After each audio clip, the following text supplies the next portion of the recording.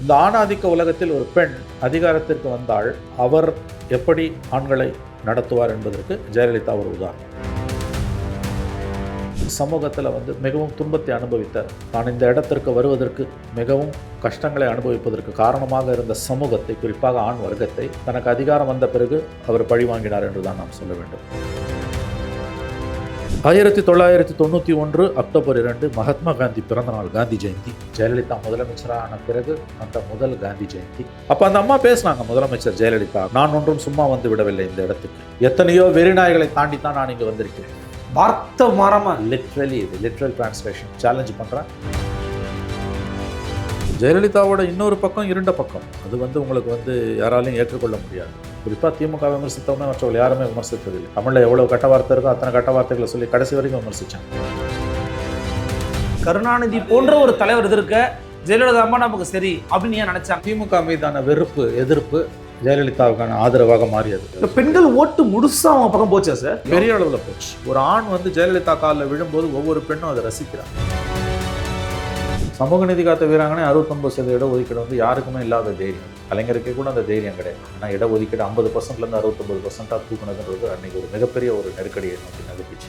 தான் பிறப்பால் ஒரு பிராமணராக இருந்தாலும் தன்னை அந்த முத்திரை குத்தி ஓடிச்சிடக்கூடாதுன்னு எதிரிகள் கையில் இருக்கக்கூடிய ஆயுதத்தை கொடுங்கிறது. அது எப்படி சார் அந்த தைரியம் வந்துச்சு? அதுதான் ஜெயலலிதா.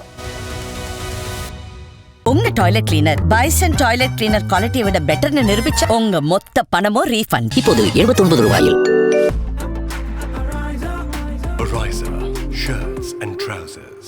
வணக்கம் சார். சார், இன்றைக்கு தமிழகத்தினுடைய முன்னாள் முதலமைச்சர் மரியாதைக்குரிய ஜெயலலிதா அம்மையாரோட நினைவு நாள். அஃப்கோர்ஸ் இன்றைக்கி அவங்கள பற்றின பல விஷயங்கள் நினைவு கூர்ந்தாலுமே கூட பொலிட்டிக்கலாக அவங்களுடைய அந்த இருதுருவ அரசியலாக கருணாநிதி ஜெயலலிதா இருந்த தருணங்களை தொடர்ச்சியாக களத்தில் பணியாற்றிய ஒரு பத்திரிகையாளர் நீங்கள்.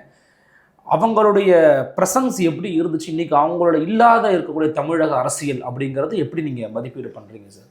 மறைந்த முதலமைச்சர், முன்னாள் முதலமைச்சர்னு சொல்லக்கூடாது. இறந்து போகும்போது அவங்க முதலமைச்சராக இருந்தாங்க, அதனால் மறைந்த முதலமைச்சர். கருணாநிதி முன்னாள் முதலமைச்சர், ஏன்னா இறந்து போகும்போது அவர் பதவியில் இல்லை. முதலமைச்சர் ஜெயலலிதா 1982 அரசியலுக்கு வராங்க, 91 முதலமைச்சர் ஆகிறாங்க, 2016 இறந்து போகிறாங்க. அது எவ்வளோ, ஒரு 12 + 16 28 ஆண்டுகள் அரசியல் வாழ்க்கை. எம்ஜிஆரால் அரசியலுக்கு கொண்டு வரப்பட்டவர், கொள்கை பரப்பு செயலாளராக இருந்தாங்க, சத்துணவு திட்ட உயர்மட்ட குழு உறுப்பினர், அதிமுக கொள்கை பரப்பு செயலாளர், ராஜ்யசபா மெம்பர். அது பிறகு எம்ஜிஆர் மறைவுக்கு பிறகு ஜானகி அணி ஜே அணின்னு பிரிஞ்சப்போ ஜானகி ஜே அணியோட தலைவர், 89 எம்எல்ஏ, 2 வருஷத்தில் கவர்மெண்ட்டு கலையுது கருணாநிதி கவர்மெண்ட்டு. 91 முதலமைச்சர், 91 சிஎம், 2001 சிஎம் ஆனது செல்லாதுன்ட்டாங்க, அதனால் அதை லிஸ்ட்டில் எடுக்க முடியாது. 2002 கேஸில் ஜெயிச்சு சிஎம். 2014 பதவி இழக்கிறாங்க. இப்போ இழந்த பிறகு 15 மறுபடியும் சிஎம், அதன் பிறகு 16 மறுபடியும் சிஎம். ஸோ 4 முறை முதலமைச்சராக பதவியேற்றவர். ஒரு வித்தியாசமான ஒரு ஆளுமை தான். எவ்வளவோ தவறுகளுக்கு மத்தியிலும் மக்கள் திரும்ப அவரை தேர்ந்தெடுத்தார்கள். ஒரு ரிலக்டன்ட் பாலிட்டிஷியனாகத்தான் அரசியலுக்கு வந்தார். அவர் எம்ஜிஆர் 80 ஆட்சி கலைக்கப்பட்ட பிறகு திரும்ப மீண்டும் வெற்றி பெற்று வந்த பிறகு கலைஞருக்கு ஈடு கொடுப்பதற்கு, செக் வைக்கிறதுக்கு தமிழ்நாடு பூரா சுற்றுப்பயணம் போய் கட்சியை பலப்படுத்துறதுக்கும் பேசுகிறதுக்கும் ஜெயலலிதா வேணும்னு உள்ளே அழைச்சிட்டு வரார். அதுதான் எம்ஜிஆர் செய்த காரியம். அதே எம்ஜிஆர் அவர் இறந்து போவதுக்கு 3 மாதங்களுக்கு முன்பு ஜெயலலிதாவை கட்சியிலேருந்து ஓரங்கட்டி வச்சுருந்தார். யாரும் அவருடன் தொடர்பு கொள்ளக்கூடாதுன்னு கட்சி பத்திரிகையிலே அறிவிப்பெல்லாம் வெளியிட்டார். பட் எம்ஜிஆர் மறைவுக்கு பிறகு ஜானகி அணி ஜே அணின்னு பிரிந்த பிறகு எம்ஜிஆருடைய அதிகாரப்பூர்வ மனைவி ஜானகியை ஏற்றுக்கொள்ளாத கட்சியும் தமிழக மக்களும் ஜெயலலிதாவை ஏற்றுக்கொண்டார்கள். அதற்கு காரணம் திமுக எதிர்ப்பில் அவர் மிக உறுதியாக இருந்தார். எம்ஜிஆர் மரணத்துக்கு பிறகு அந்த ஓராண்டு காலம் 88 குடியரசுத் தலைவர் ஆட்சியில் ஜானகி அம்மா திமுக தலைவர் கருணாநிதியோட மேடையிலே எல்லாம் பேச ஆரம்பித்தாங்க. வாழும் தமிழாக இருக்கிறார் கலைஞர்னாங்க. இது சராசரி அதிமுக தொண்டரிடம் கோபத்தை கிளறியது. ஜானகி அம்மாவை ஒதுக்கிட்டு ஜெயலலிதாவை தேர்ந்தெடுத்தாங்க. ஜானகி அம்மாவும் தோல்விக்கு பிறகு 89 தோல்விக்கு பிறகு அவரே தோற்கடிக்கப்பட்டார். அரசியலேருந்து கண்ணியமாக விலகி போனார். ரொம்ப ஒரு கண்ணியமான ஒரு அரசியல் பெண்மணினா அது ஜானகி அம்மா தான். ஏன்னா அந்த தோல்விக்கு பிறகு அவர் விலகுவதற்கு ஒரு பெரிய டீசன்சி வேணும், அது அவருக்கு இருந்தது. இன்னமும் அவரை சுற்றி இருந்த சிலர் அதை பயன்படுத்தி இந்த தோல்விக்கு பிறகு நம்ம இருக்கலாம்லாம் இது பண்ணப்போ இவர்கள் தன்னை வைத்து நாடகம் ஆடுகிறார்கள் என்று புரிந்து கொண்டு அவர் கண்ணியமாக ஒதுங்கி போனார். ஜெயலலிதாவிடம் ஒட்டுமொத்த கட்சியும் கொடுத்துவிட்டு ஜெயலலிதாவும் ஜானகியிடம் இருந்தவர்கள் அத்தனை பேரையும் தன்னுடன் சேர்த்து கொண்டார். அந்த பெருந்தன்மையாக அவருக்கு இருந்தது. நிறைய நன்மைகளும் விளைந்தன, தீமைகளும் விளைந்தனன்னு தான் சொல்லணும். பெண்களுக்கான எவ்வளவு நலத்திட்ட உதவிகளை கொண்டு வந்தார். பாப்புலிஸ்ட் ஸ்கீம்ஸ் எல்லாம் நிறையாவே வந்தது. ஊழல் தலைவிரித்தாடியது. அவர் மரணத்துக்கு பிறகும் சசிகலாவும் மற்ற 2 பேரும் தண்டிக்கப்பட்டார்கள். அந்த வழக்கில் மூல வழக்கில் முதல் குற்றவாளி அவர் தான். மற்ற 3 பேரும் அபெட்டர்ஸ் தான், உறுதுணையாக இருந்தவர்கள் லஞ்ச ஒழிப்பு வழக்கில், ஊழல் ஒழிப்பு வழக்கில். பதவியில் இருக்கும்போதே ஊழல் வழக்கில் தண்டிக்கப்பட்டு சிறைக்கு அனுப்பப்பட்ட முதல் அரசியல்வாதி என்ற பெருமையை அவர் பெற்றார். பட் அவரிடமிருந்த ஏதோ ஒரு அசாத்தியமானது ஒரு மக்கள் செல்வாக்கு அவரை திரும்ப திரும்ப வெற்றி பெற வைத்தது. அவர் ஊழல் வழக்கில் தண்டிக்கப்பட்ட பிறகு வழக்கிலிருந்து விடுதலை அடைந்து அவர் மட்டும் வெற்றி பெற்று சிஎம் ஆனால் அப்புறம் அடுத்த முறை தேர்தலிலும் வெற்றி பெற்றார். ஸோ ஊழல் வழக்கில் தண்டிக்கப்பட்ட பிறகு அடுத்து வந்த தேர்தலிலும் ஜெயிக்க ஒரே அரசியல்வாதியாகத்தான் அவர் தான் இருப்பார். அசாத்தியமானது ஒரு அறிவு கூர்மை கொண்ட பெண்மணி. அவர் அரசியலில் முதலமைச்சரான அந்த ஆண்டு தான் நான் இந்த துறைக்கு வந்த ஆண்டு 91. நான் ஏப்ரலில் இந்த துறைக்கு வந்தேன். அவர் ஜூன் மாதம் முதலமைச்சராக பொறுப்பேற்றார். பலமுறை அவரை நான் பேட்டி எடுத்திருக்கிறேன். என் மீது 2 வழக்குகளை கூட அவர் போட்டார். அவரை மறைந்த பிறகும் அந்த வழக்குகள் நடைபெற்று 2 வழக்குகளும் சென்னை உயர்நீதிமன்றத்தால் பிறகு ரத்து செய்யப்பட்டன. தன்னை எதிர்த்து பேசுபவர்கள், விமர்சிப்பவர்கள் மேலெல்லாம், குறிப்பாக பத்திரிகையாளர்கள் மீது வழக்கு தொடர்வதை ஒரு வாடிக்கையாகவே கொண்டிருந்தார். விமர்சனங்களே அவர் எல்லளவும் விரும்பியதில்லை. தன்னை எதிர்ப்பவர்களை, விமர்சிப்பவர்களை மூர்தன்யமாக அவர் எதிர்த்து சட்ட ரீதியான நடவடிக்கைகளை மேற்கொண்டார் என்று தான் சொல்ல வேண்டும். அவருடைய அரசின் மீதான குறைகளை தனிப்பட்ட ஜெயலலிதா மீதான புகார்களாக அவர் எடுத்துக்கொண்டது தான் அவருடைய மிகப்பெரிய ஒரு தவறு என்று நான் சொல்லுவேன். நூற்றுக்கணக்கான அவதூறு வழக்குகள் பத்திரிகையாளர்கள் மீதும் அரசியல்வாதிகள் மீதும் போடப்பட்டன. எனவே அவர் அந்த வழக்குகள் எல்லாம் பிற்காலத்தில் ரத்து செய்யப்பட்டன. மீதமிருந்த வழக்குகள் ஸ்டாலின் ஆட்சிக்கு வந்தன, திரும்ப பெறப்பட்டன. அவருடைய அரசியல் ஆளுமை என்பது ஒரு அசாத்தியமான ஒரு அரசியல் ஆளுமை. ஆனால் இன்றைக்கி கூட இப்போது நம்ம பார்க்குறோம், சிஎம்மோட மனைவி கூட ஒரு இடத்துல பேட்டி கொடுத்துக்கிட்டு இருந்தாங்க. துர்கா ஸ்டாலின் அம்மையார் பேசுகிற போது சொல்கிறாங்க, அவங்கள்ட்ட ஒரு பொதுவாக கேள்வி கேட்குறாங்க, உங்களுக்கு பிடித்த அரசியல் தலைமை, ஒரு ஆளுமை பண்பு அப்படின்னு கேட்கும். டக்குன்னு ஜெயலலிதா அம்மையார்னு சொல்கிறாங்க. பெண்கள் தொடர்பாக சொல்லும்போது எப்படி இல்லை, அவங்களுடைய இது எனக்கு ரொம்ப பிடிக்கும், தைரிய லக்ஷ்மி மாதிரி அவங்க அப்படின்ற மாதிரி சொல்லும்போது நமக்கு எதிரில் இருக்கிறவங்கள கூட ஒரு பெண் இவ்வளோ தூரம் வந்தது ஒரு பெரிய விஷயம் நினைக்கிற அளவுக்கு பார்க்க வச்சாங்கன்னா அதுக்கு காரணம் என்ன வரும் நினைக்கிறீங்க? இல்லை, இந்த பதிலை நான் ஆங்கிலத்தில் சொல்கிறேன்னா, take it with a pinch of salt. இதை நான் அப்படியே எடுத்துக்கொள்ள விரும்பவில்லை. ஏன்னா அவர் ஜெயலலிதாவால் திமுக பாதிக்கப்பட்டது. ஸ்டாலின் மீது வழக்குகள் போடப்பட்டன, கைது செய்யப்பட்டார். கருணாநிதி மாமனார் கைது செய்யப்பட்டார், கலைஞர். ஸோ துர்கா அம்மையார் அவர்கள், முதலமைச்சரின் மனைவி திருமதி துர்கா ஸ்டாலின் அவர்களுடைய இந்த பதில் எனக்கு ஆச்சரியத்தை கொடுக்கிறது. இந்த பதில் உள்ளத்திலிருந்து வந்த பதிலா அல்லது உதட்டிலிருந்து வந்த பதிலா என்று எனக்கு தெரியவில்லை. ஆகவே இதனுடைய நம்பகத்தன்மையை நான் ஐயமுறுகிறேன். அப்படி அவர் திருமதி துர்கா அவர்கள் ஜெயலலிதா தான் எனக்கு பிடித்த தலைவர் என்று சொல்வது எனக்கு ஆச்சரியத்தை கொடுக்கிறது. அவர்கள் தரப்பிலிருந்து அப்படிப்பட்ட ஒரு பதில் அது உண்மையாக இருக்கும் பட்சத்தில் நான் உண்மையில் அதை விட அதிகமாக ஆச்சரியப்படுவேன். அவங்க திருமதி துர்கா ஸ்டாலின் அவர்களுடைய பெண்கள் தலைவர்கள் அவங்க அப்படி சொன்னாங்க. ஜெயலலிதாவோட இன்னொரு பக்கம், இருண்ட பக்கம், அது உங்களுக்கு யாராலையும் ஏற்றுக்கொள்ள முடியாது. 1.5 லட்சம் அரசு ஊழியர்களை வேலையிலிருந்து நீக்கிய கொடும் பாவத்தை அவர் செய்தார். அதில் 55 பேர் செத்தே போனார்கள். ஏன்னா அந்த 9 மாத காலம் கழித்து தான் அவர்கள் எல்லோரும் பணிக்கு நியமிக்கப்பட்டார்.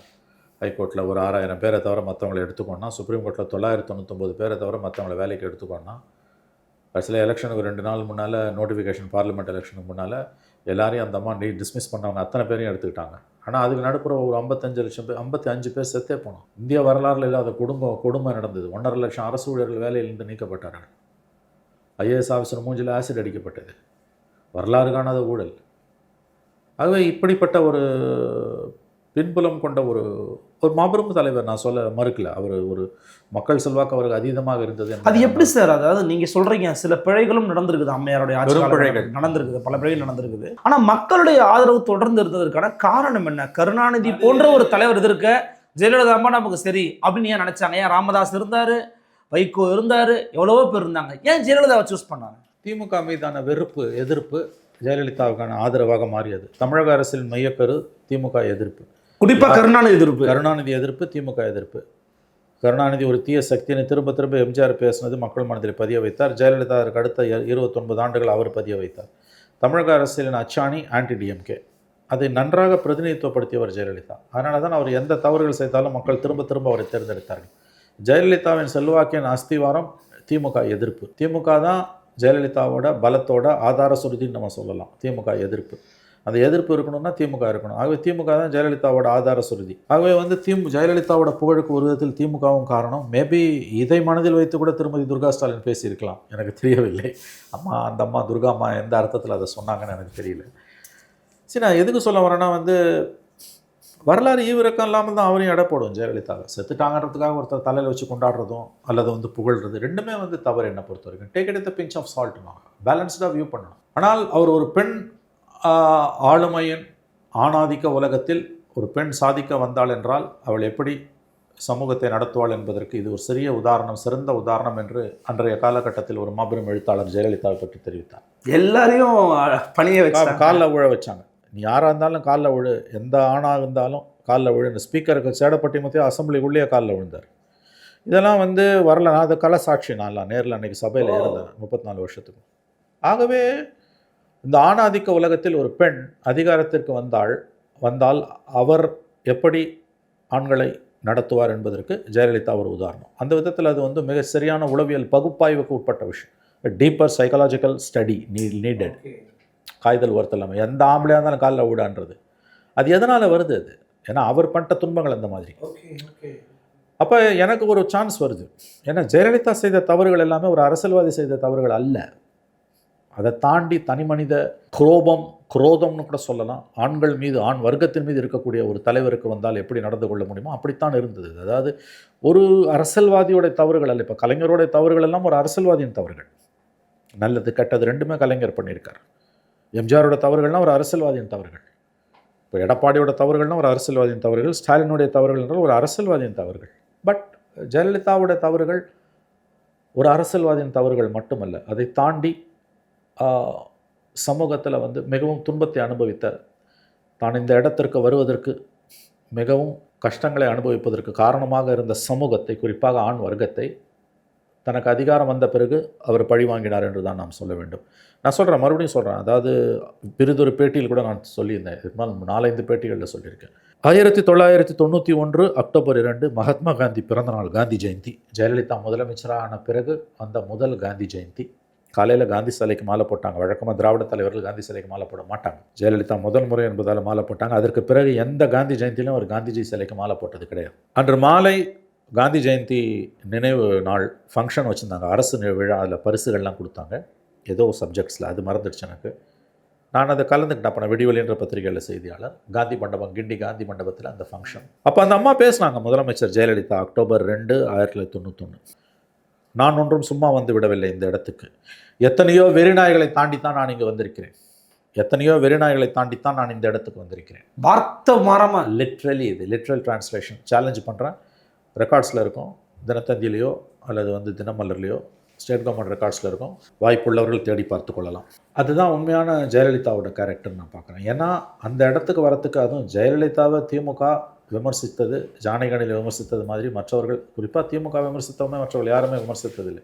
தமிழில் எவ்வளோ கட்ட வார்த்தை இருக்கோ அத்தனை கட்ட வார்த்தைகளை சொல்லி கடைசி வரைக்கும் விமர்சித்தாங்க. சட்டமன்றத்தில் அந்த அம்மாவுக்கு நேர்ந்த அவமானங்களையும், அது ஒரு ரொம்ப முக்கியமானது. சட்டமன்றம் அன்றைக்கி இல்லை சட்டமன்றத்தில். அந்த நிகழ்வு எப்படி சார் அவங்களுடைய, அது அவங்க அரசியலை விட்டு 87 டிசம்பர் எம்ஜிஆர் செத்துடுறாரு. 88 பூரா குடியரசுத் தலைவர் ஆட்சி. 89 ஜனவரியில் எலெக்ஷன். திமுக ஜெயிச்சு வருது. சரி, ஜானகி அணி ஜெய அணின்னு வந்துடுறாங்க. ஒரு மாதத்தில் ஜானகி அம்மா விலகிடுறாங்க. ஜானகி அணியை ஜெயோட இணைச்சிடுறாங்க. பட் ஜெயலலிதாவுக்கு அரசியல் இருக்க விருப்பம் இல்லை.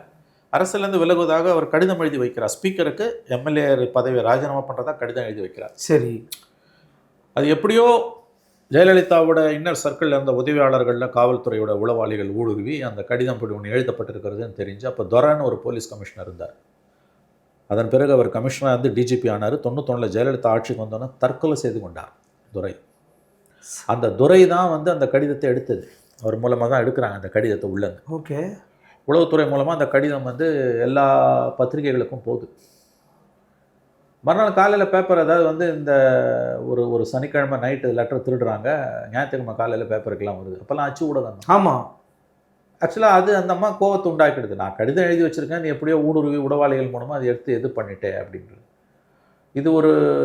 இது நடந்து 3 அல்லது 4 வாரம் பொறுத்து மார்ச் 25, 1989 கலைஞர் சிஎம் ஆகி 13 வருஷம் பொறுத்து. அப்போ அவர் தான் நிதியமைச்சர் வந்தார். முதல் பட்ஜெட்டை ப்ரெசென்ட் பண்ணுறாரு. அது ஒரு சனிக்கிழமை. பட்ஜெட்டை ப்ரெசென்ட் பண்ணும்போது ஜெயலலிதா என் கடிதத்தை திருடினதை பற்றி சிறப்பு கவன ஈர்ப்பு தீர்மானம் ஒத்தி வச்சு அதை விவாதிக்கணும் போது அவர் என்ன சொல்றாரு, பட்ஜெட் படிக்கிற அன்றைக்கி வேறு எதையும் விவாதிப்பதுக்கு சபை விதிகள் இடம் இல்லை, இன்றைக்கி பட்ஜெட் படிக்க அலோவ் பண்ணுங்கள், சனிக்கிழமை இன்றைக்கி, ஞாயிற்றுக்கிழமை விடுமுறை, திங்கக்கிழமை முதல் வேலையாக சபையை ஒத்தி வச்சு இது விவாதிக்கலாம், பட்ஜெட் விவாதத்தை அதுக்கு பிறகு நம்ம வச்சுக்கலான்னு ஒரு நாள் ரொம்ப கரெக்டாக லாஜிக்கலி ஒரு ப்ரப்போசல் வைக்கிறேன். இந்த அம்மா ஏற்றுக்க மறுக்கிறாங்க. இப்போ சபாநாயகர் தமிழ் குடிமகன். அப்போ அந்த பேச்சுவார்த்தை நான் அன்றைக்கி சபையில் இல்லை, இருந்தவர்கள் சொன்னதை கேட்டிருக்கேன். அப்போ அவங்க என்ன பண்ணுறாங்க, அந்த படிக்க விடாமல் அவரை தடுக்கிறாங்க. ஒரு கட்டத்தில் ஒரு பட்ஜெட் பேப்பர்ஸ், ஏன்னா முதலமைச்சர் இருக்கும் எதிர்க்கட்சி தலைவர் இருக்கும் நேர் எதிராக இருக்கும், அவர் கையை வந்து அவங்க பிடுங்க முயற்சித்ததாகவும் அதில் கோபமடைந்த திமுகவினர் ஜெயலலிதாவை ஃபிசிக்கலாக அட்டாக் பண்ணதாகவும் செவி வழி செய்திகள் தான். அந்த அம்மா எல்லாரும் பார்த்தது தலைவரி கோலமாக அசம்பிளி உள்ளது ஓடி வருவாங்க, ஓடி வந்து கவர்னர்கிட்ட போவாங்க. அது அவங்க வாழ்க்கையில் இன்னொரு பெரிய கோபத்தை அரசியல்வாதிகள் மீது ஆண்கள் மீது உருவாக்குது. இதெல்லாம் சேர்ந்து தான் 91 அதிகாரத்துக்கு வந்த பிறகு ஆடாத ஆட்டமெல்லாம் ஆடியது. பட் ஒரு அசாத்தியமான அறிவு கூர்மை நான் கிட்ட பார்த்துருக்கேன். எதை வச்சு சொல்கிறீங்க ஒரு அறிவு கூர்மையில் ரொம்ப ஸ்ட்ராங்காக இருக்காங்கன்னு? How you judge? நல்ல கேள்வி இது. அதாவது தீட்சண்யம், விஷயஞானம் வேற, இன்டலெக்சுவல் கேலிபர்ன்றது வேறு. Okay sir. ஒரு கம்ப்யூட்டர் சிப்பில் நீங்கள் வந்து 1000 மூளைகளில் ஒரு கோடி மனிதனோட மூளையில் இருக்கிறத நம்ம வச்சிடலான்னு சொல்கிறோம் இன்றைக்கி. அதல்ல, விஷயஞானத்தை வச்சு நான் சொல்லலை. பகுப்பாய்வக்கூடிய தன்மை, இன்டலெக்சுவல் கேலிபர்னாங்க. இப்போ கலைஞரும் இன்டலெக்சுவல் தான், ஜெயலலிதாவும் இன்டலெக்சுவல் தான். அவங்களோட படிப்பறிவு விஷயஞானம் மட்டுமல்ல, பகுத்தாய்ந்து அறியக்கூடிய ஒரு தன்மை, அனலிட்டிக்கல் மைண்டை வச்சு விஷயங்களை புரிந்து கொள்வது, ஸ்பர் ஆஃப் அ மூமெண்ட்டில் விஷயங்களை சூட்சமமாக புரிஞ்சு கொள்வது, விஷயஞானத்தின் அடிப்படையில் மட்டும் நான் சொல்லவில்லை. அவருடைய அறிவு தீட்சண்யம் என்பது வந்து நம்ம அடுத்த கொஸ்டின் எங்கே வரோன்றதை தெரிஞ்சுக்கிட்டு அதை முதல்லையே டைல்யூட் பண்ணி நியூட்ரலைஸ் பண்ணி வேறு பக்கத்து திசை திருப்பக்கூடிய வல்லமை உண்டு. இப்போ நீங்கள் அவங்கள பார்த்தீங்கன்னா, நான் கலைஞர்கிட்டையும் பார்த்துருக்கேன், ஜெயலலிதாக்கிட்டையும் பார்த்துருக்கேன். 1 மணி நேரம் உட்காந்து பேசலாம், எதை பற்றி வேணால் பேசலாம். ஆங்கிலத்தில் you can discuss everything under the sun. Both Kalaignar and Jayalalitha ரெண்டு பேர்கிட்டையும் நான் 2 பேரையுமே வந்து ஜெயலலிதாவை 2 அல்லது 3 முறை பேட்டி எடுத்திருப்பேன். கலைஞரை வந்து நிறைய தடவை எடுத்திருக்கேன். பேசி முடித்த பிறகு அவங்கக்கிட்ட தனிப்பட்ட முறையில் பேசக்கூடிய வாய்ப்புகள்லாம் இருந்திருக்கு. 2 பேருமே வந்து ஒரு மிகப்பெரிய ஆளுமைகள் தான், அதில் சந்தேகமே இல்லை. 2 பேருமே வந்து இன்டலெக்சுவல்ஸ் தான், அதில் சந்தேகம். வெறும் படிப்பறிவை வச்சு நான் சொல்ல, வெறும் படிப்பறிவு இருக்கவும் இன்டலெக்சுவலாக இருக்க முடியாது. அது புத்தகப்புழு. இன்டலெக்சுவல்ன்றவன் அவனுக்கு சுய சிந்தனை இருக்கணும். ஸோ அதில் அந்த அம்மா வந்து ஒரு ராட்சச அறிவு கூர்மை கொண்டவர் தான். ரொம்ப ரொம்ப ஷார்ப்பான ஒரு மைண்டு தான் அந்த அம்மாவுக்கு. இல்லாட்டிலாம் நிர்வாகம் பண்ணியிருக்க முடியாது. அந்த அம்மா இவ்வளவு நாள் நிர்வாகம் பண்ணாங்க, பெரிய அளவு முடிவுகள்லாம் ஜெயலலிதா அம்மையார் எடுத்தது கிடையாது. முட்டாள்தனமாக அதெல்லாம் வந்து என்ன சார், யார் சசிகலா எடுத்தாங்க? சசிகலா அம்மையாரும் நடராஜன் தான் எடுத்தாங்க. இல்லை, இதெல்லாம் வந்து ஒருத்தரை பிடிக்கலன்னா என்ன வேணால் பேசலான்ற ஒரு இதில் வருது. முக்கியமான முடிவுகளெல்லாம் சசிகலாவோட இன்ஃப்ளூயன்ஸ் அவங்க மேலே அதிகமாக இருந்ததுன்றது உண்மை. நடராஜன் வந்து ஆரம்ப கட்டங்களில் அவங்களுக்கு உதவி பண்ணாருன்றதுலாம் உண்மை. நடராஜன் இல்லைன்னா 91 அவங்க ஜெயிச்சிருக்க முடியாதுன்றதுலாம் உண்மை தான், வியூகங்களை வகுத்து கொடுத்தது. சரி. ஆனால் முடிவு எடுக்கிறது அவங்க தான். அந்த முடிவுகளை மாற்றக்கூடிய வல்லமை சசிகலாவுக்கு உண்டு. பட் ஜெயலலிதாவுக்கு முடிவு எடுக்கக்கூடிய ஆற்றல் பெரிய அளவில் இருந்தது. ஒரு மனிதன் ஆணோ பெண்ணோ இவ்வளவு தூரம் சிகரங்களை தொட்டதுக்கு வந்து அவங்களுக்குள்ளே இருக்கக்கூடிய சுய அறிவு தான் அடிப்படை காரணம் என்ற குறைந்தபட்ச உண்மையை நாம் புரிந்து கொள்ள வேண்டும். கலைஞரை பற்றி சொல்ல வேண்டியதில்லை, அவர் ஒரு வித்தியாசமான ஒரு மாபெரும் தலைவர். ஸோ ஜெயலலிதா முடிவுகளை எடுத்ததே இல்லை என்பதெல்லாம் முட்டாள்தனமான தனிப்பட்ட காழ்ப்புணர்ச்சியில் பேசக்கூடிய ஒரு வார்த்தை. தீதும் நன்றும் பிறர் தரவாரம். இவ்வளோ பெரிய சிகரங்களை தொட்ட ஒரு அரசியல் தலைவர் வந்து அவருக்கு சொந்தமாக டிசிஷன் எடுக்கக்கூடிய தகுதி திறமை இல்லை என்பது முட்டாள்தனமான ஆர்குமெண்ட். அப்படி நடைமுறையில் அது அப்படி கிடையாது. அவங்களுக்கு வந்து சுய சிந்தனை இருந்தது, இல்லாட்டி இவ்வளோ பெரிய சிகரங்களை அவங்க தொட்டிருக்க முடியும். அஃப்கோர்ஸ் சசிகலாவோட இன்ஃப்ளூயன்ஸ் அவங்க மேலே பெரிய அளவில் இருந்தது. சசிகலா இல்லாமல் அவங்களால வந்து அரசியல் நடத்த முடியாது. அதனால தான் சசிகலா வெளியில் அனுப்பினப்போ கூட 4 மாதங்கள் பொறுத்து மீண்டும் அழைத்து கொண்டார். அது மாதிரி ஒவ்வொரு தலைவருக்கும் ஒவ்வொருத்தர் இருப்பாங்க சார். குறிப்பாக அவங்களோட டெசிஷன்ஸில் வந்து நிறைய பேருக்கு ரொம்ப ஷாக்கிங்காக இருந்தது. திராவிடர் கழகத்தின் தலைவர் மரியாதைக்குரிய ஆசிரியர் வீரமணி அவர்கள் சமூக நீதி காத்த வீராங்கனை அப்படின்னு ஜெயலலிதா அம்மையாருக்கு ஒரு பட்டம் கொடுத்தாரு. இன்னொரு முக்கியமான விஷயம், அந்த சங்கராச்சாரியாரை வந்து அவங்க சிறைப்படுத்தினாங்க. இந்த 2மே வந்து ஜெயலலிதா அம்மையாருடைய அந்த ஆக்டிவிட்டீஸில் டுவர்ட்ஸ் பொலிட்டிக்கலாக அவங்க பண்ணதை வந்து ரொம்பவே பாராட்டுக்குரிய நிகழ்வுகளாக இப்போ வரைக்கும் பேசப்பட்டுக்கிட்டு இருக்கு. நீங்கள் அந்த காலகட்டத்தை எப்படி மதிப்பீடு செய்கிறீங்க? இது நல்ல கேள்வி, ரொம்ப துல்லியமாக கேட்டீங்க. வழவழன்னு பேசாமல் கரெக்டான ஸ்பாட்டுக்கு வந்திருக்கீங்க. சமூக நீதி காத்த வீராங்கனே 69% இடஒதுக்கீடு வந்து யாருக்குமே இல்லாத தைரியம். அது கலைஞருக்கே கூட அந்த தைரியம் கிடையாது. ஏன்னா இடஒதுக்கீடு 50%லேருந்து 69% தூக்குனதுன்றது அன்றைக்கி ஒரு மிகப்பெரிய ஒரு நெருக்கடியை நோக்கி நகர்த்துச்சு.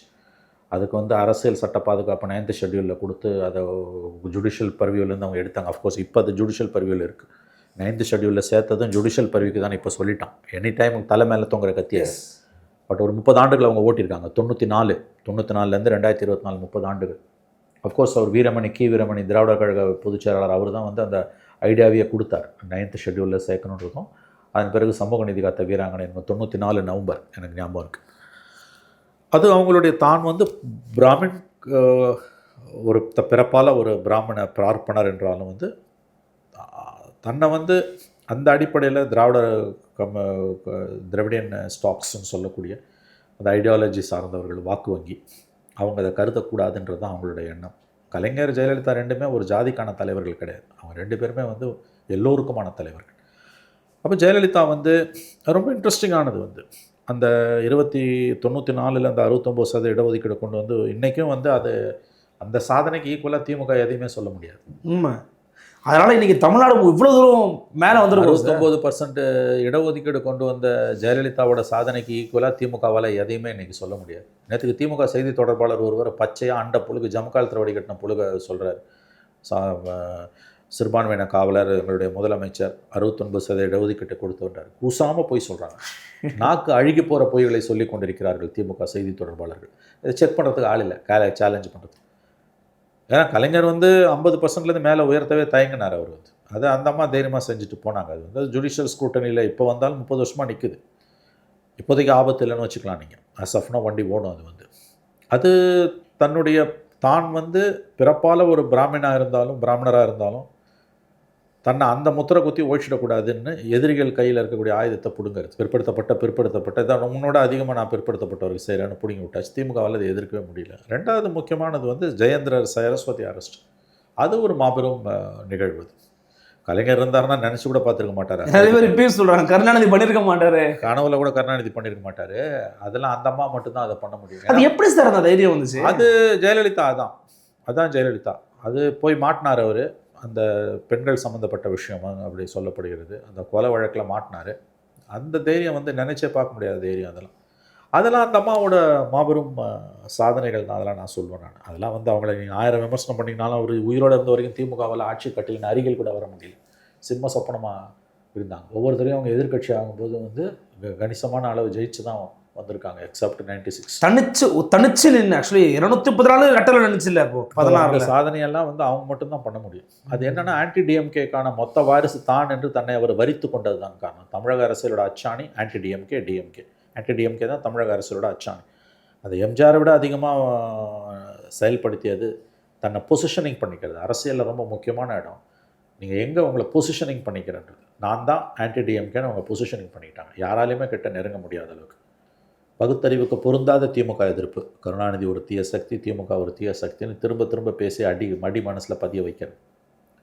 திமுகவோட மிகப்பெரிய பலவீனம் என்பது தலைவர்கள் வந்து நிறைய நலத்திட்டங்களை மக்கள்கிட்ட கொண்டு போகணும்னு நினைப்பாங்க. ஸ்கீம்ஸ்லாம் போடுவாங்க. கலைஞரோ ஸ்டாலினோ கீழே கட்சிக்காரன் வந்து will behave like a beast or monster, பிசாஸ் மாதிரி section of DMK man will behave.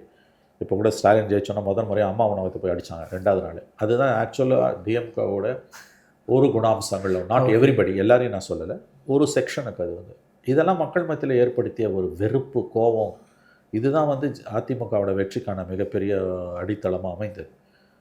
அவர் உயிரோடு இருந்த வரையில் திமுகவால் ஆட்சி கட்டில் அருகில் கூட வர முடியலன்றது தான் உண்மை. அந்த கடைசி 10 ஆண்டுகளில் எஸ். குறிப்பாக நீங்கள் வந்து இந்த அவங்களுடைய தொட்டில் குழந்தை திட்டம், அம்மா உணவகம், அனைத்து மகளிர் காவல் நிலையம், அனைத்து மகளிருக்கான காவல் நிலையம், இது போன்ற விஷயங்கள் தமிழ்நாட்டை வந்து ஒரு மாற்று சிந்தனைக்கு கொண்டு போய் நிப்பாட்டி இருக்கா சார்? அதனுடைய தமிழக முன்னேற்றத்தை அதனுடைய பங்களிப்பு எப்படி இருக்கு நீங்கள் பார்க்குறாங்க? ஆல் இண்டியா லெவலில் வந்துங்க, ஆல் இண்டியா லெவலில் இன்றைக்கி வளர்ச்சி குறியீட்டில் முன்னணியில் இருக்கக்கூடிய மாநிலமாக இருந்ததுக்கு அந்த அம்மாவும் ஒரு காரணம். கலைஞர் குளோபல் இன்வெஸ்ட்மெண்ட் சமிட்லாம் கொண்டு வந்தாங்க. கலைஞர் ஒரு காரணம்னா அந்த அம்மாவும் ஒரு காரணம். 2 பேருமே நான் ஈக்குவலாக தான் நான் வந்து இதில் பாராட்டுவேன். ஒருத்தரை தாழ்த்தியோ ஒருத்தரை உயர்த்தியோ நான் சொல்ல விரும்பலை. 2 பேரும் இறந்துட்டாங்க. 2 பேரை பற்றியும் பாசிட்டிவாக தான் நம்ம பேசணும்னு நினைக்கிறேன். ஏன்னா அவங்களால கான்ட்ரிபியூஷன்ஸ் அவ்வளோ தூரம் வந்திருக்குது. கோர்ஸ் இன்றைக்கி நிலைமை வேறு. ஸோ அவங்க அந்த மாதிரியான ஒரு ஆளுமை வந்து பார்ப்பது கடினம். அந்த இடத்துக்கு வரத்துக்கு ரொம்ப கஷ்டப்பட்டாங்க. அதான் சொன்னேன், எத்தனையோ வெறிநாய்களை தாண்டி தான் இங்கே வந்திருக்கிறேன்றது தான் சரியான அசஸ்மெண்ட். இது வந்து அந்த ஸ்கீம்ஸில் உங்களை கவர் பண்ணது உங்களுக்கு ரொம்ப பிடிச்சது இருக்குது சார்? மடிக்கணினி திட்டமோ, அப்புறம் வந்து இப்போ தாலிக்கு தங்கமோ, அம்மா உணவகம் இப்படின்னு இருக்குது. இப்போ நிறைய சில பேர் சொல்லியிருக்காங்க யூபிஎஸ்சியில் கூட இன்டர்வியூ செஷன்லேயே கூட பர்சனாலிட்டி டெஸ்ட் அப்போ வந்து அது குறித்து சில பேர் கேட்டதாலாம் சொல்லுவாங்க. இல்லை, எனக்கு ரொம்ப நான் பாசிட்டிவாக பார்க்குறது, எனக்கு பிடிச்சதுன்றது அனைத்து மகளிர் காவல் நிலையங்கள். அதுதான் அது உண்மை. ஏன்னா பெண்களுக்கு எதிரான குற்றங்கள் வந்து நாளுக்கு நாள் அதிகரித்து கொண்டிருக்கக்கூடிய ஒரு சமூகத்தில் ஆல் விமன் போலீஸ் ஸ்டேஷன்ஸ் வந்து ஒரு நல்ல கான்செப்ட். அஃப்கோர்ஸ் அதில் நிறைய பிரச்சனைகள் இருக்குது. இன்றைக்கி அது வந்து அதையும் நம்ம பேசணும். ஏன்னு கேட்டிங்கன்னா வந்து அங்கே நிறையா வந்து கரப்ஷனும், அதாவது வந்து சிக்கல்கள் இருக்குது. இல்லை, கரப்ஷன் மட்டும் இல்லாமல் வந்து அத்துமீறல்களும் நிறையா நடக்குதுன்னு நான் கேள்விப்படுறேன். But still that's a very good attempt. ஏன்னா இன்ஃபேக்ட் பெனசீர் பூட்டோ பிரைம் மினிஸ்டராக இருக்கும்போது இதை ஸ்டடி பண்ணுறதுக்கு பாகிஸ்தான்லேருந்து ஒரு டீம் வந்தது. சென்னைக்கு வந்தாங்க. சென்னைக்கு வந்து நம்ம 1000 lights all women police station, I think அதான் ஃபஸ்ட்டு ஆல் விமன் போலீஸ். அங்கே வந்து பெரிய அளவில் அவங்க ஸ்டடி பண்ணாங்க. தமிழ்நாடு பூரா போனாங்க. ஓகே. ஸோ அது ஒரு முக்கியமான ஒரு, எனக்கு வந்து என்ன பர்சனலி பண்ணதுன்னா வந்து நான் வந்து 3 விஷயங்களை சொல்லுவேன். ஒன்று வந்து அனைத்து மகளிர் காவல் நிலையங்கள், 2வது வந்து அம்மா உணவகம். அது வந்து ஒரு 10 ரூபாய் இருந்ததுன்னா காலையில் மதியம் 2 வேளை, மதியம் நைட்டோட சேர்த்துனா 15 ரூபாய், 20 ரூபாய் இருந்தால் 3 வேளை ஒருத்தனால நிம்மதியாக சாப்பிட முடியும். இவ்வளோ பெரிய விஷயம் சார். பெரிய விஷயம் அது வந்து. ஏன்னா இன்றைக்கி உணவு எவ்வளோ பெரிய உண்டி கொடுத்தோர் உயிர் கொடுத்தோர்னுவாங்க. அது வந்து 5 ரூபாயில் வந்து அந்த அம்மாவால் அதை சாதிக்க முடிஞ்சுது. இன்ஃபேக்ட் அப்போ போய் வந்து இது வந்து 50,000 ரூபாய் சம்பளம் வாங்குகிற 2012 தான் அதை ஆரம்பிக்கிறாங்க. சைதை துரைசாமி மேயர் 50,000 ரூபாய் சம்பளம் வாங்குகிற சாஃப்ட்வேர் ப்ரொஃபஷனல்லாம் சாப்பிட்டு போகிறாமா, அதுக்கு எதனா நம்ம ஒரு வரையற ஒரு, ஏன்னா எதனா ரிச்சாக்காரன் ஆட்டோக்காரன் ரொம்ப ஏழையாக ஏழை மட்டும் தானே சாப்பிடணும். 50,000 ரூபாய் சம்பளம் வாங்குற சாஃப்ட்வேர் ப்ரொஃபஷனல் சாப்பிட்றான்னு போது அந்த அம்மா அப்படி பார்த்துட்டு ஏன் சாப்பிட்டா என்ன பார்வை பாருங்க. ஏன்னா நலத்திட்ட உதவிகளில் நீங்கள் யூனிவர்சலாக வச்சாதான் தப்ப முடியும். அதுக்கு வந்து நீங்கள் வந்து கண்டிஷனாலிட்டிஸ் போட்டிங்கன்னா, கண்டிஷன் சப்ளைனா அது போவாதுன்ற குறைந்தபட்ச புரிதல் அந்த அம்மாவுக்கு இருக்குது. இப்போ பாருங்க 1000 ரூபாய் வந்து தகுதியோட பெண்களுக்கு தான் 1000. அதில் தான் இவங்க திமுக பண்ணுற தப்பு அதுதான். அந்த அம்மா கிட்ட போய் சொன்னப்போ ஏதாவது ஒரு கண்டிஷனாலிட்டிஸ் போடணும், ஆதார். அப்போ ஆதார் கிடையாது, ஏதாவது ஒரு இன்கம் சீலிங் வைக்கணும்ப்போ ரொம்ப பேச விட்டுட்டு அவங்க கேட்டது ஏன் சாப்பிட்டா என்ன அப்படி தான். ஸோ அந்த ஒரு குறைந்தபட்ச புரிதல் இருந்தது. 2வது எனக்கு ரொம்ப பிடிச்சது பெண் குழந்தைகளுக்கு சைக்கிள் திட்டம். ஏன்னா 10ஆம் கிளாஸோட படிப்பை முடிச்ச எத்தனையோ கிராமப்புற பெண் குழந்தைகள் +2 வரைக்கும் போகிறதுக்கு அந்த சைக்கிள் திட்டம் உதவுச்சு. இடைநிற்றலை இடைநிற்றலை தவிர்த்து +2 வரைக்கும் முடிச்சுட்டு அந்த குழந்தைய கல்யாணம் பண்ணி கொடுத்தா 10 வருஷம் பொறுத்து அவள் குழந்தை பெற்று கூட படித்து டிகிரி வாங்கி லாயர் ஆகி ஜட்ஜ் ஆனவங்களாம் இருக்காங்க. ஸோ நான் எதுக்கு சொல்ல வரேன்னா வந்து அந்த மாதிரியான ஒரு பாப்புலிஸ்டிக் ஸ்கீம்ஸில் நிறைய பண்ணாங்க. விமன் சென்ட்ரிக்காக அவங்களால வந்து யோசிக்க முடிஞ்சுது. அது வந்து நிறைய பிரச்சனைகளும் இருந்தது. எனவே பிரச்சனைகளுக்கு அவங்க மட்டும் வந்து காரணம்னு சொல்ல முடியாது. பெண்கள் ஓட்டு முழுசா அவங்க பக்கம் போச்சா சார்? பெரிய அளவில் போச்சு. ஏன்னா ஒவ்வொரு பெண்ணும், ஒரு ஆண் வந்து ஜெயலலிதா காலில் விழும்போது ஒவ்வொரு பெண்ணும் அதை ரசிக்கிறான். ஏன்னா தான் பிறந்தப்ப அப்பனுக்கு அடிமை, வளரும்போது அண்ணனுக்கும் தம்பிக்கும் அப்பனுக்கும் அடிமை, கல்யாணம் ஆனால் புருஷனுக்கு அடிமை, புருஷன் சேர்த்துட்டானா பிள்ளைக்கு அடிமை, புள்ள சேர்த்துட்டான் இல்லை குடிகாரன் ஆகிட்டானா பேரனுக்கு அடிமை, காலமெல்லாம் அடிமையாக வாழக்கூடிய ஒரு பெண், பிறர் கால்களில் விழுந்த பெண், பிறரை நம்பி வாழ்ந்த பெண், இந்த நாட்டோட ராணியாக மாறி, இந்த நாட்டோட முதலமைச்சராக மாறி, எவனாக இருந்தாலும் காலில் விடானும் போது எல்லா பெண்களும், குறைஞ்சபட்சம் 99% பெண்கள் அதை ரசிக்கிறார்கள். ரொம்ப அழகா சொன்னீங்க சார். தங்களை வந்து ஜெயலலிதா ரூபத்தில் ஒவ்வொரு பெண்ணும் பார்க்கிறாள். ஏன்னா அடிமையாக தானே காலம்புறா பெண்கள் இருக்காங்க. யாராக இருந்தாலும், என் பொண்டாடியாக இருந்தாலும் உங்கள் பொண்டாடியாக இருந்தாலும் அடிமை தானே கடைசியில்.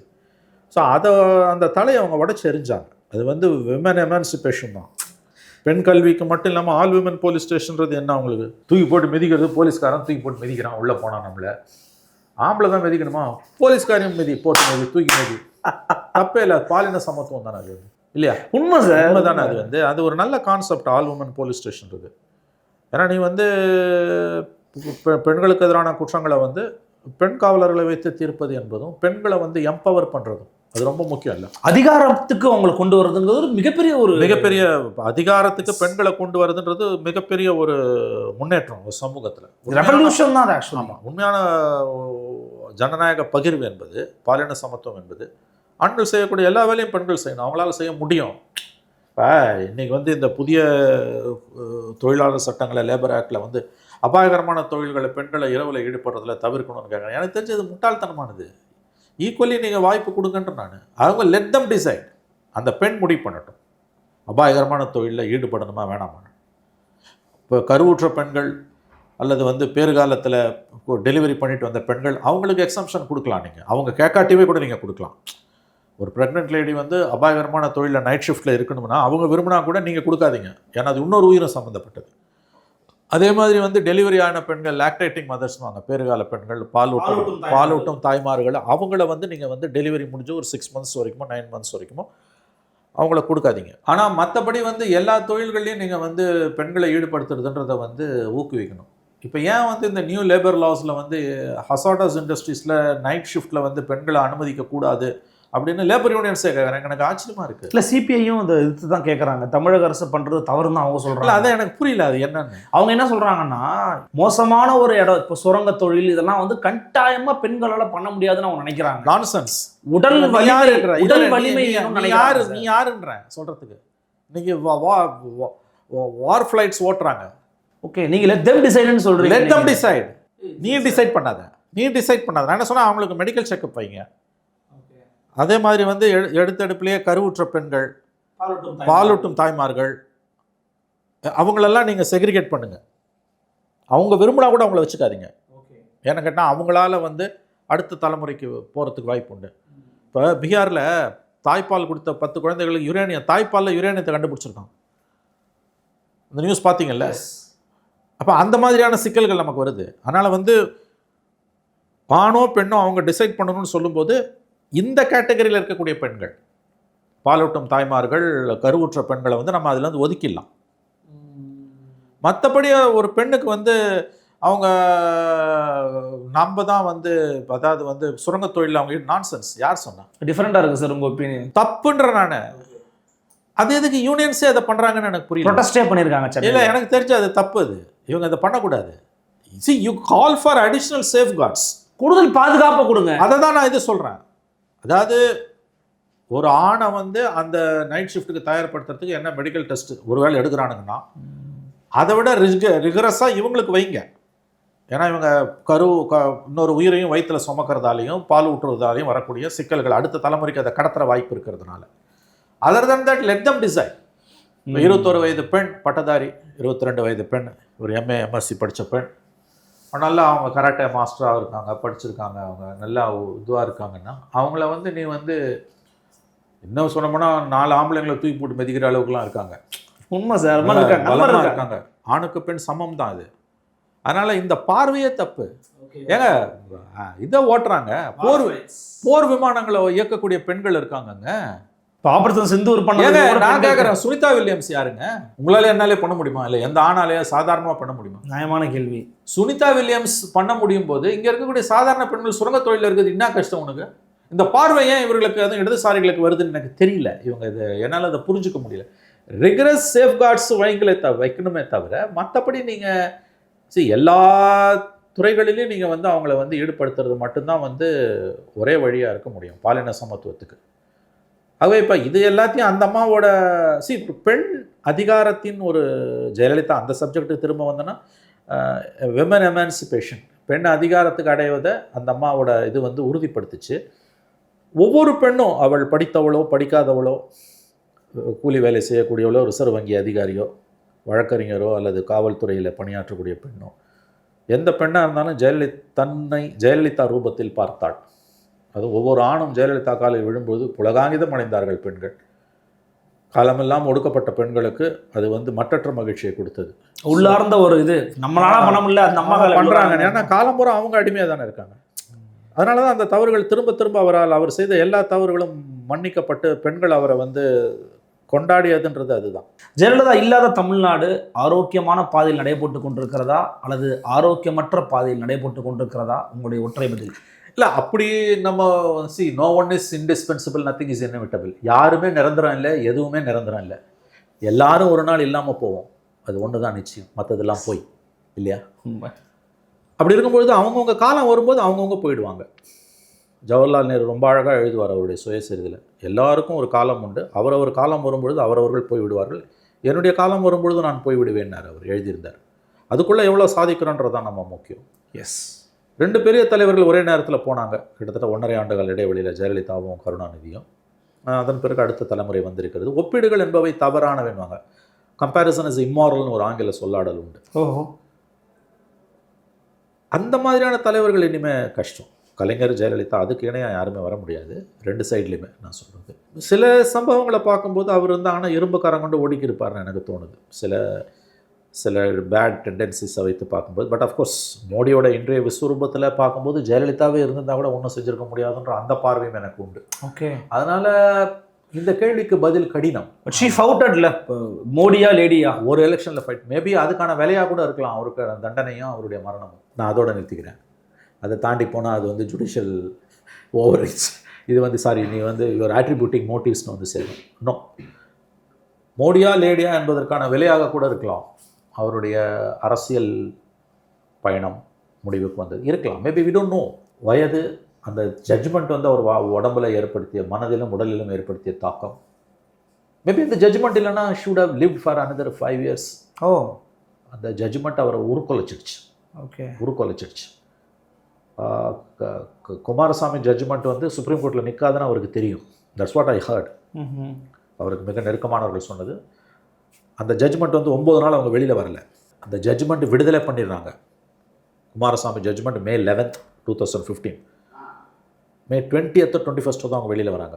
9 நாள் வெளியிலே வரல. பிகாஸ் அந்த ஜட்ஜ்மெண்ட்டை பார்த்துட்டு அதில் இருக்கக்கூடிய பெரும் பிழைகள் வந்து சுப்ரீம் கோர்ட்டில் இந்த ஜட்ஜ்மெண்ட் வில் பி ஓவர் டர்ன்ன்றது அவங்களுக்கு தெரியும்னு ஒரு வியூ. அஃப்கோர்ஸ் இது எல்லாமே இப்போ வெறும் அகடமிக் சர்ச் தான். 10 வருஷம் 9 வருஷம் முடிஞ்சு போச்சு. அந்த ஜட்ஜ்மெண்ட்டுக்கு பிறகு அவங்க நார்மல்சி இல்லை. அவங்க பார்த்தீங்கன்னா அவங்க உடல் மனசு எல்லாமே நீங்கள் பார்த்தீங்கன்னா அஃப்கோர்ஸ் அதுக்கு பிறகு அவங்க 1 year பொறுத்து 2016 இன்னொரு எலெக்ஷன்லேயே ஜெயிக்கிறாங்க. ஆனால் அவங்க ஃபிசிக்கலாக எவ்வளோ பலவீனமாக இருந்தாங்கன்னு உங்களுக்கு தெரியும். 2016 எலெக்ஷனில் வந்து அவங்க கேம்பெயினே வந்து ஸ்டேஜுக்கு பின்னால் கார் வந்து நிற்கும். அந்த கார்லேருந்து படிக்கட்டில் ஏறி ஸ்டேஜுக்கு வரத்துக்கு, சேருக்கு வரத்துக்கு ஒரு 10 அடி தான் இருக்கும். Because from 2014 she was under adult டயப்பர்ஸ்னு இதில் இதில் அது பேர்னா ஆறுமுகசாமி கமிஷனில் டாக்டர்ஸ் கேவ் டெப்போசிஷன் எல்லாம் பப்ளிக் டொமைனில். ஸோ 16 எலெக்ஷனை உயிரை கையில் பிடிச்சிட்டு தான் பிரச்சாரம் பண்ணி அதிமுக கொண்டு வந்து அதிகாரத்தில் உட்கார வச்சுட்டு 3 மாதத்தில் ஹாஸ்பிட்டலுக்கு போனாங்க. அடுத்த 3 மாதத்தில் இறந்து போனாங்க. அந்த ஜட்ஜ்மெண்ட் அவருடைய உடலிலும் மனதிலும் ஏற்படுத்திய தாக்கம் தான் அவருடைய மரணத்தை விரைவுபடுத்தியது என்று நாம் நிச்சயம் புரிந்து கொள்ளலாம். ஆனால் அந்த ஜட்ஜ்மெண்ட்டுக்கு காரணம் அவர் செய்த பிழைகள். அது she brought it on herself. எனவே அவர் ஒரு ஒதுக்கி தள்ள முடியாத ஒரு ஆளுமை. அவரிடம் நாம் எடுத்துக்கொள்வதற்கும் விலக்கி வைப்பதற்கும் ஒதுக்கி தள்ளுவதற்கும் நிரம்பவே இருக்கின்றன. வரலாறு எல்லோரையும், குறிப்பாக அரசியல் தலைவர்கள் எல்லோரையும் ஈவிரக்கம் இல்லாமல் இடைபோடும். அதே போலத்தான் ஜெயலலிதாவையும் வரலாறு ஈவிரக்கம் இல்லாமல் இடைபோடும். பலவிதமான கருத்துக்களை ரொம்ப டீட்டெயில்டாக வந்து உங்களுடைய நினைவுகளையும் வந்து பகிர்ந்துக்கிட்டீங்க சார். மிக்க நன்றி. உங்க toilet cleaner bison toilet cleaner குவாலிட்டியை விட பெட்டர்னு நிரூபிச்ச உங்க மொத்த பணமும் ரீஃபண்ட். இப்போது 79 ரூபாயில்.